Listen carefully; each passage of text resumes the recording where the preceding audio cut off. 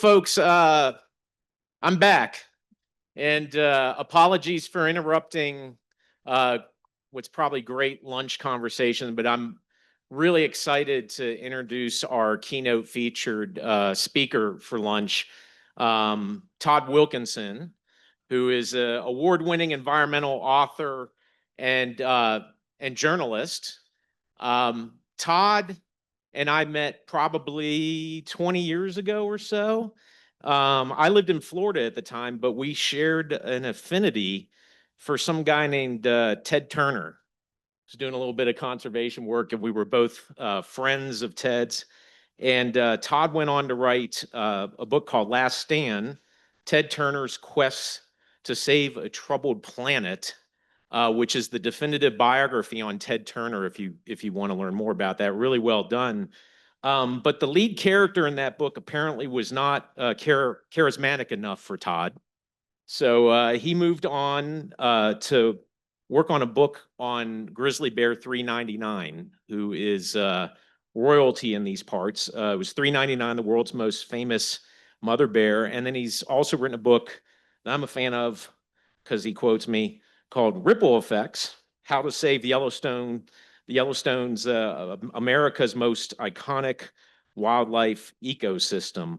And Todd today currently is the founder, editor, lead writer for an online journal called The Yellowstonian, which I highly recommend. If you haven't pulled that up, you should take a look at it.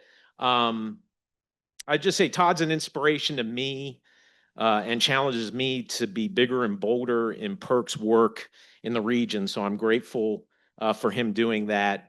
More importantly, I consider him a dear friend of mine. And I think the Greater Yellowstone ecosystem has no greater friend or champion out there than Todd Wilkinson. So I give you the man, Todd Wilkinson.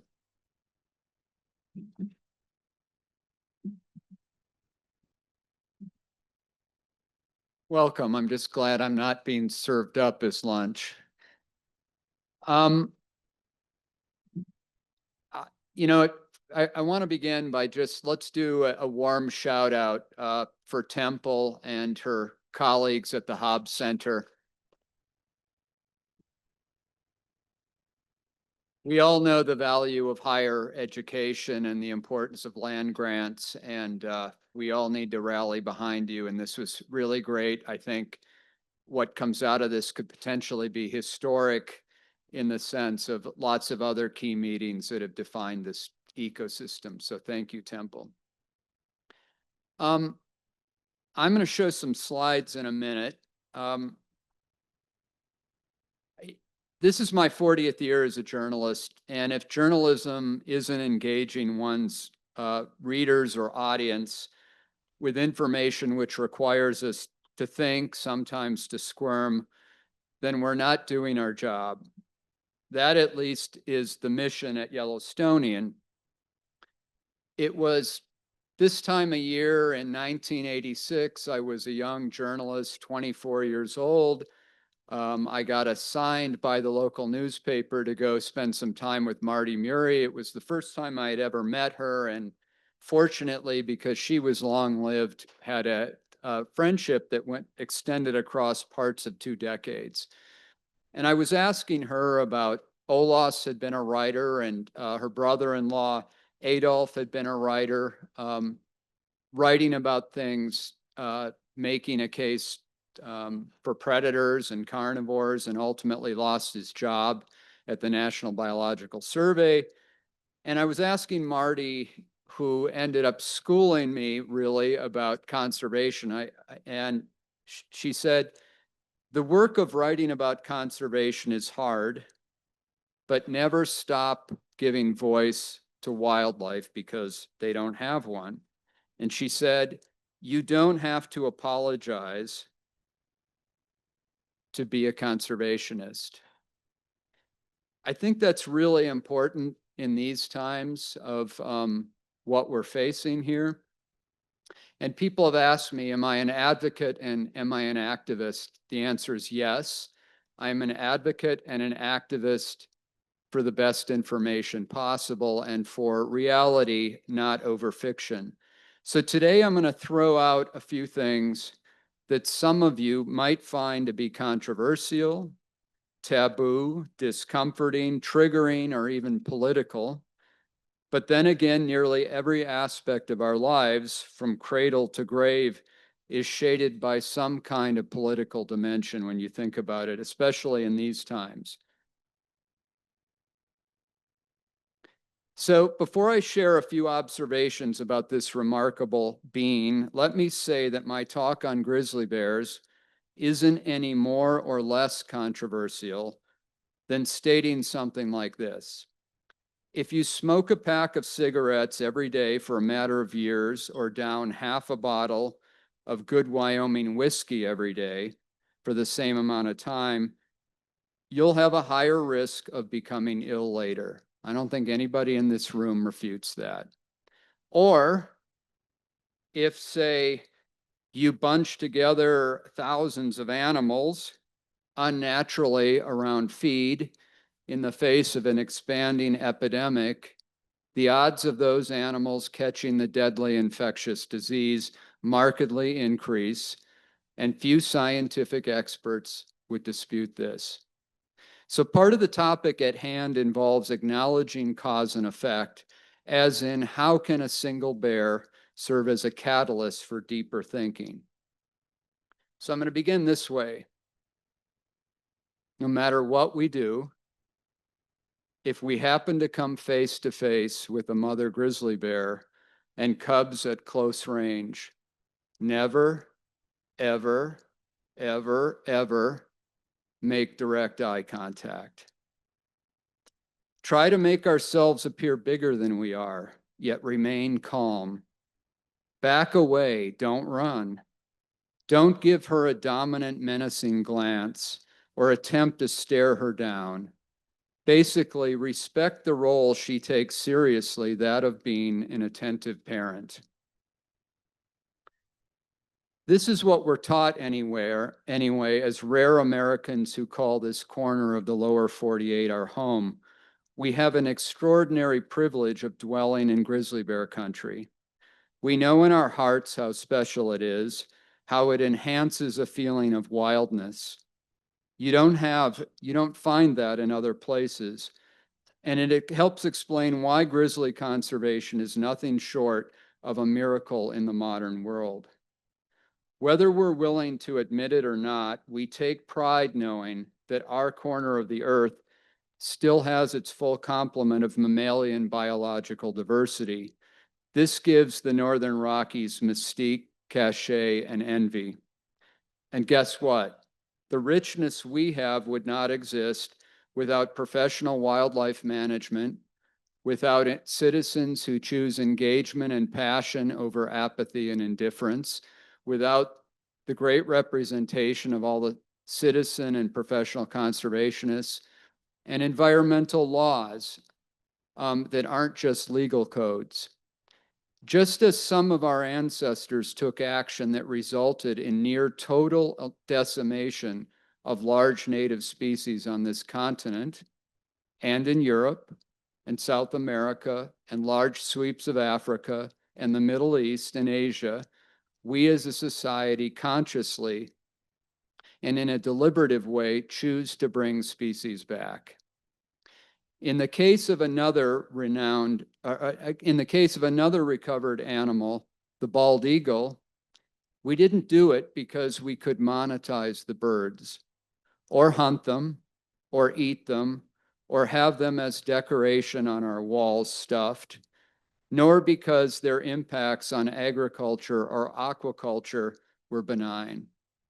So again, let me return to the opening allusion to how are we supposed to conduct ourselves in the presence of a mother grizzly?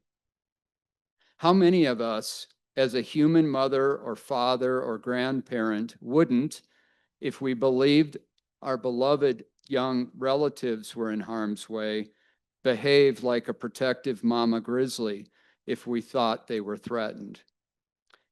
So hold that thought for a moment, particularly for those who chagrin at the notion of anthropomorphizing our human relationship with wildlife.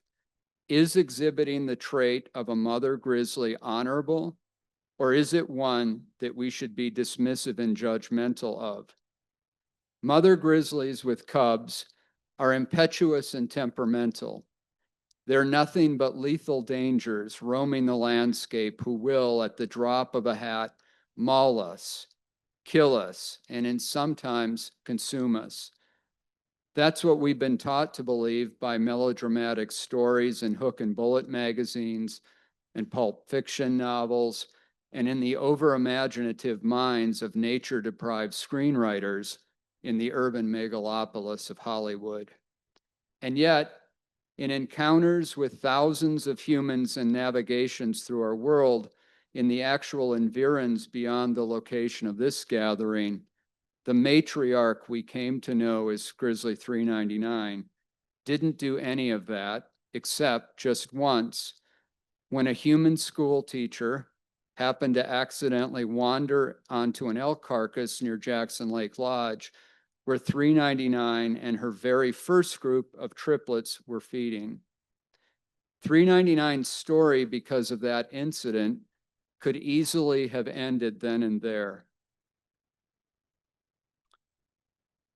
But because of the rational, level-headed thinking of professional people, her behavior was deemed natural and no punitive action was taken. As a result, Grizzly 399 has a bloodline with 18 cubs in it, and by now, probably at least 30 descendants. This is a photo, one of the first that was ever taken of her by Tom Mengelson 20-some years ago. It was up Pilgrim Creek. He caught a fleeting glance. Next year, she comes out. This is a photo by Cal McKittrick. It ended up being a cover story for a story that I wrote that appeared in Jackson Hole magazine. I've heard it stated often over the years in my interviews with state and federal agency people that they manage populations and that individuals don't really matter in the big picture, which is a little like saying that the novelties of individuals in a family or a bureaucracy or communities or those of us in this room don't matter. We tend not to care about nameless, faceless things, if we're going to be honest. 399 put a face on grizzlies, and she arguably is America's bear. She changed the way I think about bears, the way the world thinks about them, and through no intent of her own, she delivered lessons. So before I get deeper into the slides, one thing I want to point out is this is her bloodline. At one point in Greater Yellowstone, it was thought that we had 139 or 136 grizzlies or fewer, just a handful of reproducing females. Her bloodline, 30 bears. Half of them have died in various kinds of run-ins. Coming up in a few weeks, on October 22nd, it'll mark the 1-year anniversary of 399's death. She was the oldest wild grizzly mother known to reproduce in Greater Yellowstone, and when she was struck and killed by a car south of here in the Snake River Canyon, she left behind a cub of the year nicknamed Spirit as an orphan. The truth is, despite her fearsome, formidable, and often erroneous reputations that grizzlies have for being bloodthirsty killers, it's not easy being a grizzly in a human-dominated world, a world in which wildness is a finite commodity, and every day a little more of it is being eroded by our human-related activities. If you're a wildlife manager with Wyoming Game and Fish or with the U.S. Fish and Wildlife Service, I don't think you need to be reminded of the chore and responsibility that comes with looking after the well-being of a single bear. My first abstract notion of Grizzly 399 happened in 2006, long before she became a socio-cultural biological conservation phenomenon, part of a progression based on her own remarkable longevity that ultimately made her the most famous living bear on Earth. I learned of her existence while on a field visit with then head of the Interagency Grizzly Bear Study Team, Dr. Charles Schwartz. The following year, grizzlies were slated to be delisted or removed from federal protection, and their management handed over to the states of Wyoming, Montana, and Idaho. Employing old school methods, Chuck toted a handheld tracking device and GPS coordinates that led us to a place in the forest north of here where a female grizzly had been spotted a few days earlier and had moved on. The ID of that bear was 399, the 399th bear captured and collared since research began. And on that morning, we arrived at her coordinates. With delisting happening soon, I was looking for a way to relate to the public how bears move through the landscape, and Chuck just happened to pick her. The last 18 years were history. I and everyone else didn't know what lay ahead in the future, as 399's presence among us happened slowly. Year after year, looking back now, it's both spine-tingling and likely to give you butterflies contemplating her persistence. So here's what we know. 399 fits within the backdrop of one of the greatest wildlife conservation stories ever, fit within an ecosystem that is the very icon of wildness. It's the only place left, again, with all of its full mammalian diversity that was here in 1491. What's crucial? What's crucial about having grizzly bears is giving bears the space that can support a viable population going forward in time. And when you think about this, this is another photo by Tom Mangelson. Grizzly bears were absent from Jackson. Roughly, there are 80 bears, grizzlies in Greater Jackson Hole, in environs north, south, east, and west. Grizzly bears came back. They were extirpated here. So if you look at Europe, if you talk to OSA of what's happening in Scandinavia, Europe looks to us as an example or as inspiration for their own rewilding, but it's really hard to put Humpty Dumpty back together again. I think her presentation points that out, but all of this, rewilding efforts are going on, but you can't put an ecosystem back together. AI doesn't allow it to happen. You can talk to Arthur Middleton here about a bunch of this. A single bear in Italy, a bear not altogether different from 399. Huge controversy erupted over just trying to keep one bear back in rewilding efforts in Europe. So you look at this. This is a map inspired by the Wyoming Migration Initiative, Matt Kaufman, his crew, and Arthur Middleton. You know, one of the things that's been described by Arthur and Matt is, in the case of elk, that Yellowstone breathes in elk and exhales them out. But this is a map of a multi-species map. This is what supports Grizzly 399. This is what supports her offspring. You look at this and you really can think of it as an electrical grid, a biomass electrical grid that doesn't exist to this extent anywhere else in the lower 48. It's magic. Sunlight hits the ground, the healthy soils, grass comes up, herbivores eat it, they move across the landscape, they transport energy. Bears like grizzly bear 399 and other species pick it up.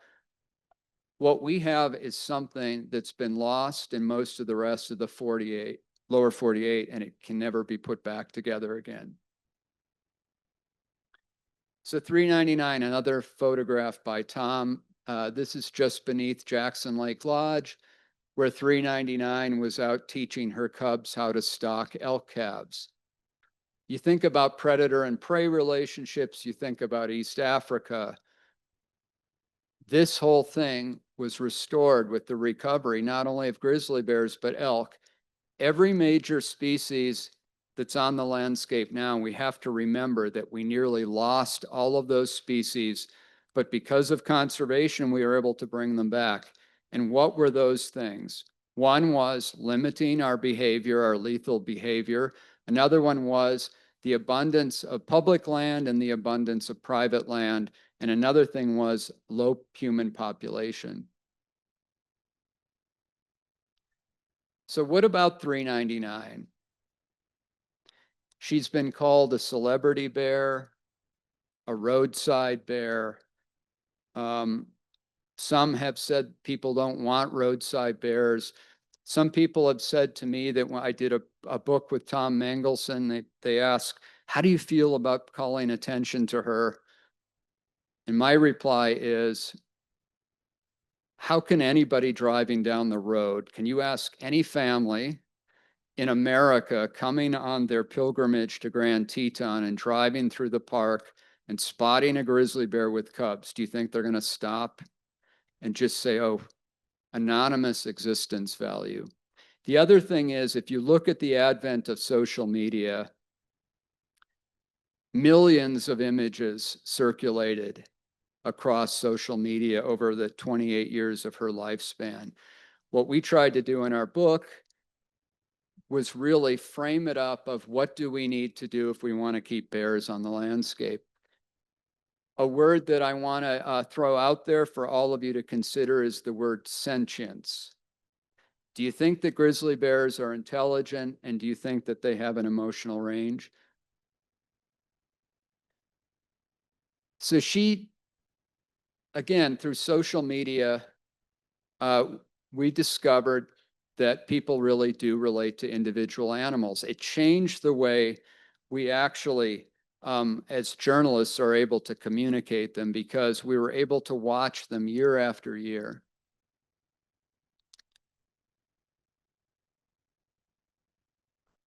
And of course, Chip knows well in his Bear Brigade. Are there any Bear Brigade members in here? If there are, raise your hand. They really do owe we owe them a debt of gratitude for being out there and trying to keep the peace. But what are the consequences of having a bear that's accessible to people over that period of time? Think about this question. Would you rather have not had Grizzly 399 exist, or would you rather have her on the landscape? So we have to consider 399 within the larger context. This is where traditional grizzly bear range was historically.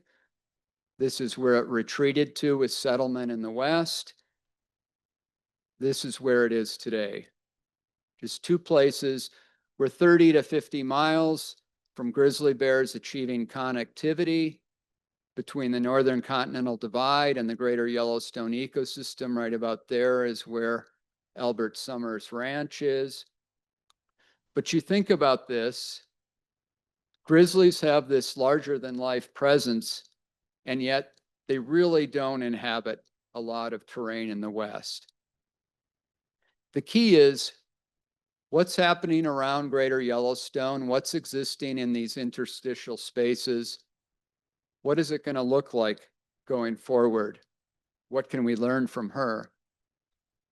So here's one of the graphics generated when grizzlies were listed in 75. This was roughly the amount of terrain that they inhabited. Over time, it's slowly pushed out. They're all over the place now. They're in places where they haven't been seen in 100 years. But remember, 200 years ago, they were seen everywhere in the West.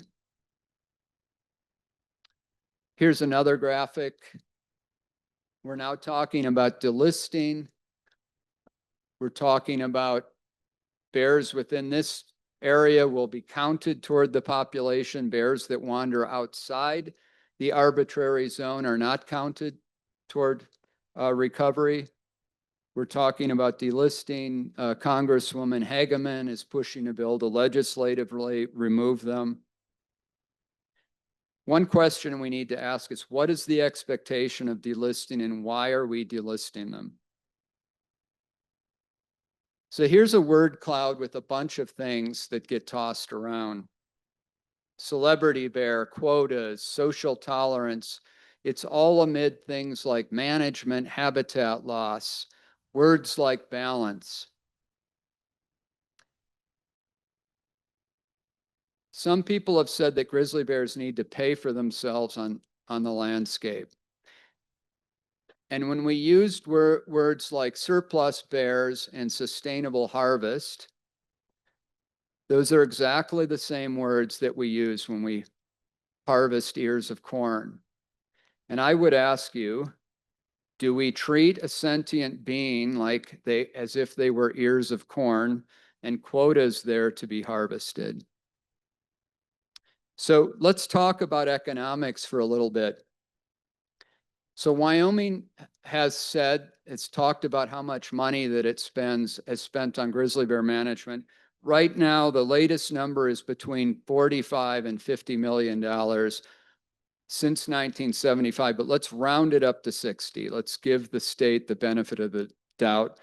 That equates to about 1.2 million annually being spent on grizzly bear management, and it goes up with cattle predation and other things. And so Wyoming wants to manage the bears. One of the things that I would say to the federal managers and to the wildlife officials is you've done a really great job of managing. This notion that bears haven't been managed is not accurate. But Wyoming wants to manage bears, and the way it's going to manage bears is through hunting. I'm not here to say whether hunting is good or bad, but let's look at some economics. So every year, numbers crunchers in the National Park Service, they do an economic impact study that shows the amount of economic activity generated by our national parks, particularly in the Gateway region.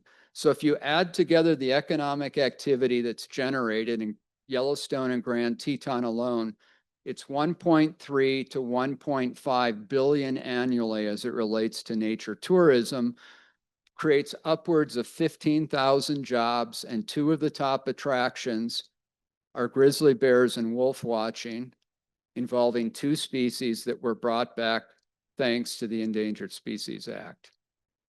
So the challenge is all we need to do is keep animals alive, and that it's a sustainable endeavor.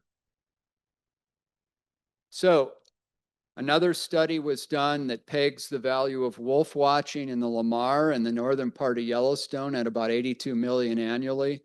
So then what was the annual economic worth of 399's global mystique to Wyoming, Jackson Hole, and the GYE, particularly during the era of when 399 had the quads, which many of you can remember? So I've heard some people argue that in 1 year, during the height of 399's fame, it was likely that the global interest in 399 probably surpassed the amount of money that Wyoming has invested in grizzly bear recovery since '75. So think about that. So it's true, it might be perilous to look a bear in the eyes, but I would suggest that it's far more useful for us if we stand behind Grizzly 399 or try to see the landscape through her eyes. Try to apply a little bit of human empathy. Try to think about, for example, what would it be like if it were our family members with kids and they had to wander the landscape that 399 does? If we didn't think of her as an other, but we were able to sort of relate to what she is facing on the landscape.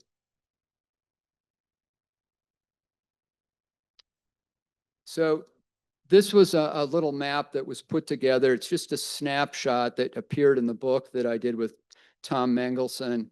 And it shows Grizzly 399 and 610, just a little pathway of some navigation that she did during this, they both did during the summertime. But we actually know that they roamed much further. And indeed, she was killed off the map somewhere down here. She died a year ago. But think about this. So it's just not a linear thing that's abstracted from a human-centric world. These are the kinds of things that grizzly bears encounter every single day. They're never going to go away. We want to keep working ranchers on the landscape, but grizzly bears are going to get into cattle and sheep. They're also going to face more permanent loss of secure habitat, more tourists behaving badly, reduced human tolerance, climate change affecting natural food, untidy campgrounds, more inattentive drivers, dog food on porches. I could go through this list.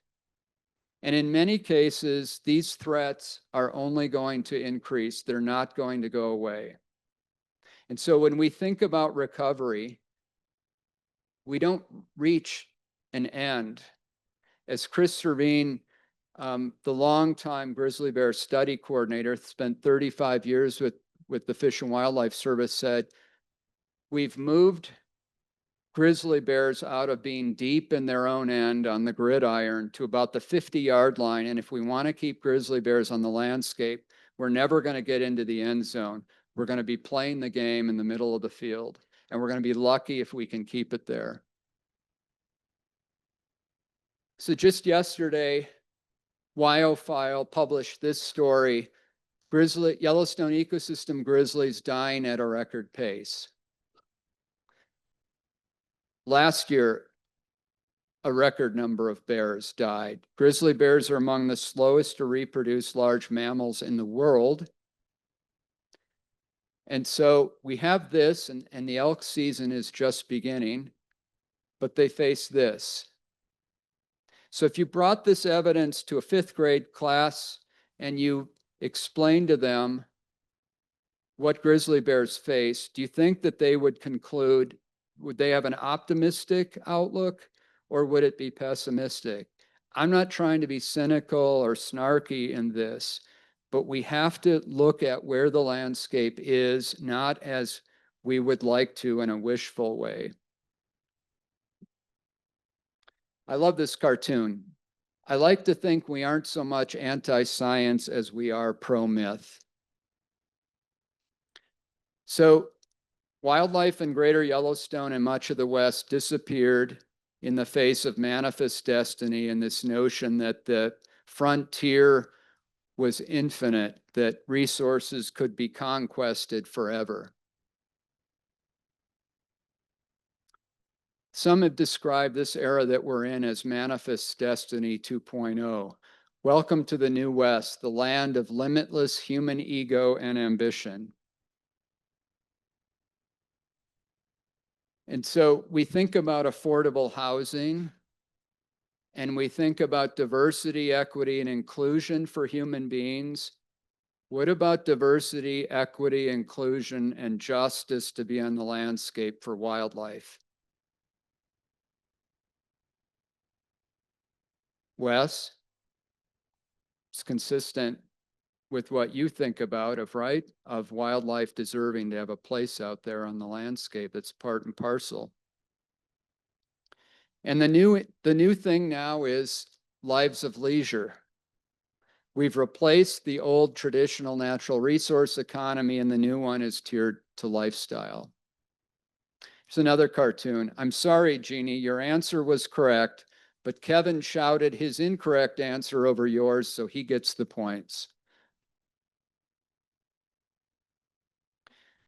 This is the climate that we live in. In fact, we dispute facts. Journalism is about presenting facts that can be verified. So again, in this theme of empathy, what if we were a grizzly bear cub and we were listening to our stories from mama tell us what's going on? These are cartoons by John Potter, a dear friend of mine. I'm just going to read this a little bit. Grizzly campfire stories that keep cubs up at night. And if you step over an invisible line, those two-legged boogeymen will trap you in a big barrel, drug you, and put a really tight radio collar on your neck to track your every move. They've been known to surround us and throw bad food at us. Why, they've even used eye-burning pepper spray on me, and the cubs say, "Mama, please stop. I'm going to have nightmares. Who are these sick monsters?"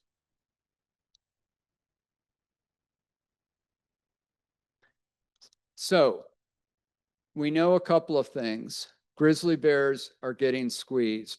They're getting squeezed by sprawl, and they're getting squeezed by industrial strength levels of outdoor recreation. Billions of dollars are pouring into the West now to increase infrastructure of outdoor recreation. There is a thing that has been promoted, a mantra, even by conservation groups, that outdoor recreation translates into conservation. But there's scant evidence that industrial strength outdoor recreation translates into wildlife conservation or better wildlife conservation. And if we're not focused on wildlife conservation in Greater Yellowstone, then what kind of conservation are we trying to achieve? So there's a lot of great work that's been done. Wyoming has led the way with wildlife overpasses and underpasses. Great work. There's another mantra out there that suggests that wildlife bridges and overpasses are panaceas, that you just build a bridge over a road and you'd solve the problem. Some have suggested that 399 would be alive today if there had just been an overpass. It's kind of dubious when you think that she was killed 40 miles south of Grand Teton National Park, and there was not one bridge covering the entire road going through the Snake River Canyon. So what we know from the good folks at the Center for Large Landscape Conservation, if you're not protecting both sides of the road, you stand a great chance of building bridges to nowhere. And that's where planning and potentially zoning comes in. So many people talk about incentivized conservation, which I think works, but there's a shortage of money problem with that. So what do you do when really bad development is going to chew up habitat? In the case of a hero out there named Rob Wallace and many others, you spend $100 million on a section of land near Kelly, great heroic efforts, but at that rate, we don't have enough money to protect every place. So I was involved, I wrote a foreword to a study on sprawl that looks at the impacts of sprawl on Greater Yellowstone. It's one that I would encourage everyone to have a gander at. But we're not talking about sprawl. If there were a hard rock mine that was going in, there would be an environmental impact statement to assess its impacts. But on private land, we don't do that. We don't look at cumulative effects.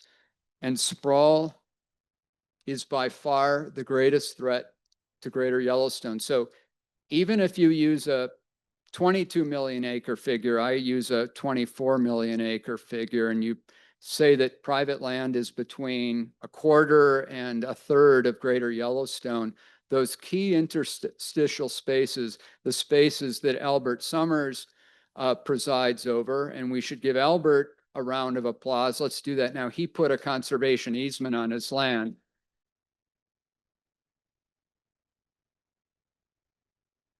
We need a lot more Albert Summers, but the pace of development is outpacing our ability to protect it. So 2017, I wrote a story thinking of grizzlies and other wildlife.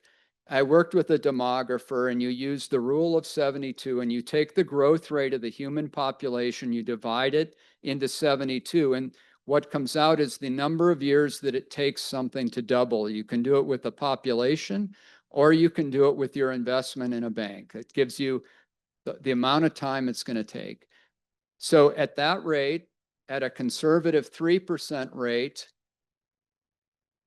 Greater Bozeman in 18 years becomes Salt Lake proper size. So 220,000, not the whole Wasatch Front, but Greater Salt Lake. Realtors were incredulous. They thought that was crazy talk. We looked at this. In fact, at a 3% growth rate, Bozeman and Gallatin Valley, if it doubles once and then doubles again, by the year 2067, the Gallatin Valley would be Minneapolis proper size, 420,000 people, 3% growth rate. And you look at growth rates here, Paradise Valley becomes Bozeman size today, so about 40 to 50,000 people. Ennis to Big Sky, if the Jack Creek Road would ever open, it becomes Jackson Hole size. And I was down here giving a talk on this, and I had this figure, and people said, we'll never become Salt Lake proper size. And I said, guess what? You already are. It's just a matter of what's going to happen when it fills in. So here again, connectivity, what's facing that interstitial area? This is by Headwaters Economics. It takes us up through 2021. What happened in 2021? COVID.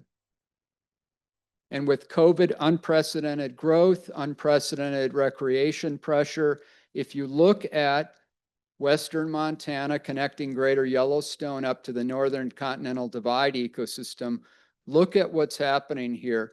There are homes that show up here, but largely Eastern Montana is depopulating. This is filling up. In Park County, Montana, more homes are being built than the local population is going up. Here's this study. This is a photo by Holly Pipple. This is in the Gallatin. What happens when subdivisions? What happens to grizzly bears? So we know how important ranchers are. Unfortunately, we're undergoing the greatest transition of moving from working ranches to subdivisions. This is what they're becoming. You've heard about the roadless rule being rescinded. These are roadless areas here, but this is the road grid in Greater Yellowstone as it exists right now. So imagine not only grizzly bears having to cross that and the maze. And then we have some land management agencies. I've heard this a lot, that what we need to do is engage in dispersed recreation. And to solve our crowding problem, we need to disperse recreation into underutilized parts of the backcountry. If you're asking the animals, they don't see areas as being underutilized. So what are we going to do? How do we ensure that grizzly bears survive? The answer, I think, is right in front of us, and I think it's a great fodder for this conference, and that is we protect this. We've been pursuing planning, and I would argue that we do it backwards, or development. We develop a landscape, and then we expect wildlife to have to adapt. But we are a smart, sapient species. The framework for what we need to do is right there, and there are a lot of great people in the room working on this. But as Albert said, we don't have a lot of time, so I'm going to run through something really quickly here. So what are some of the lessons that 399 has given us? One, grizzlies cannot read our minds. They're not looking to cause us trouble or be placed into a category of conflict known as conflict bears. They generally want to be left alone. They don't need our validation. On the other hand, we are a strange species. Our behavior is inconsistent. We can be unpredictable, irrational, aggressive, and thoughtless. Two, individual animals like 399 can open our eyes to grasping the challenges facing populations of nameless, faceless animals and species. 3, by 399's example and millions of collective eyewitness accounts, and in the body of accumulating scientific evidence, non-humans are also sentient beings. They're able to think. They have a range of emotions like affection, joy, responsibility, pain, suffering, and grief. We know this, it's irrefutable, because we sense it in the spirit of our dogs, cats, horses, and in the way it's evident with how our kids interrelate with pets in their lives. 4, there are places where it's appropriate to have bears on the landscape and places where it isn't. Social tolerance, however, is subjective, and generally, the smarter and more tolerant humans are, the more willing they're able to share spaces with bears. However, the spaces where bears are allowed to roam and where they can find safe, secure habitat to forage, raise their young, and generally exist without stressors is shrinking inexorably. 5, if you protect something rare and priceless, it accrues all kinds of greater values moving forward in time, some that are monetizable, but in other ways inestimable. We can take for granted common things that are replaceable, but it's our challenge to not squander that which cannot be restored. All we need to do is ask our European friends about the challenges of rewilding. 6, why are we here today? Really think about this. Why aren't we gathering in Southern California or New York City or Denver or Salt Lake or Washington or Paducah? Our region possesses honorable distinction. We're the exception to the rule of species loss. We've shown ourselves capable of sharing the landscape. We really can be good at coexistence if we choose to be. And if we're willing to be honest with ourselves, living with a bear like 399, while it did bring some inconvenience, is not really that hard. Her existence and the overwhelming favorable public response to her life validated the yearning humans have for connection. It speaks to the good work managers can do and the kind of wise attentiveness that will be endlessly required as our own population and the human footprint increases. Lastly, maybe this is most important. Leadership matters in setting a tone and creating a vision of what's possible when the public doesn't realize it yet. It takes courage thinking beyond our own time, but it's been the most honorable quality of leadership in our representative democracy. Words and language matter, science matters, advocacy matters, being transparent matters, passionate disagreement matters, for it's the grist of better decision-making. Empathy matters in trying to see the world through the eyes of another person or animal. Invoking facts that can be verified matters. Honesty matters more than self-righteousness or shrewd gamesmanship or playing petty gotcha on opponents. Goodwill and humility matter as antidotes to hatred. Teaching matters by our own example, doing it for young people. Aldo Leopold said, ethical behavior is doing the right thing when no one else is watching, even when doing the wrong thing is legal. 399's longevity was a once-in-a-lifetime gift that ought to inspire reflection in each of us. What values do we see when we look into the mirror and confront ourselves as advocates? She was a miracle set within the miracle of grizzly bear recovery. She was a symbol. However, many other grizzlies following in her bloodline as part of a larger population will not be so lucky in how they dodge physical obstacles we've erected and attitudes of intolerance and ecological ignorance. The world for grizzlies, as Dr. Servine says, will only become more dangerous, not less. This conference invites us to ask 2 questions. Why do we set out to recover and maintain a species? 2, why is so much of the rest of the world absent of its biodiversity and envious of what we have? These are queries that each of us as individuals must wrestle with and draw our own conclusions. I have no interest in telling you what to think. You know what reality adds up to. We need to come together in ways we never have before.